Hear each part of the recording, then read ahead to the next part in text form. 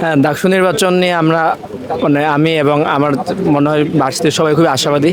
কারণ হচ্ছে প্রায় 6 বছর না 7 বছর পরে আবার ডাকসু নির্বাচন হচ্ছে, তো সবার মনের মধ্যে একটা মনে করেন ইন্টারেস্ট আছে, এক্সাইটেড সবাই। আমি নিজে খুবই এক্সাইটেড ডাকসু নিয়ে।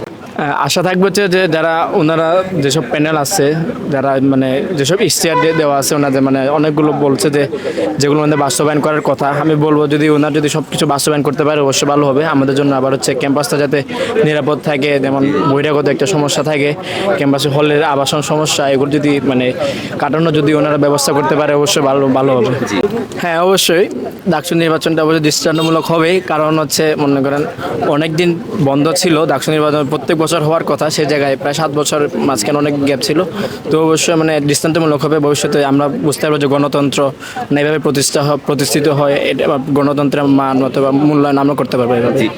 আসলে অ্যাকচুয়ালি আমি এই ব্যাপারে তেমন একটা বলতে পারবো না, বাট আমি অবশ্যই আশাবাদী যে ডাকসু নির্বাচন সুস্থভাবে হবে, নিরাপদে হবে, এবং সবাই আমরা যেহেতু এক্সাইটমেন্ট একটা আমাদের মধ্যে কাজ করছে, আমরা শেষ পর্যন্ত আমরা সেই এক্সাইটমেন্ট ধরে রাখতে পারবো। হ্যাঁ, আমরা দুজনকে নিয়ে অবশ্যই খুবই আশাবাদী। আমি মানে সব জায়গায় আমাদের প্রতিনিধিত্ব করার প্রয়োজন আছে। ওনারা এখানে বলতে পারেন যে ডাকসু নির্বাচনে ওনারা আমাদের প্রতিনিধি।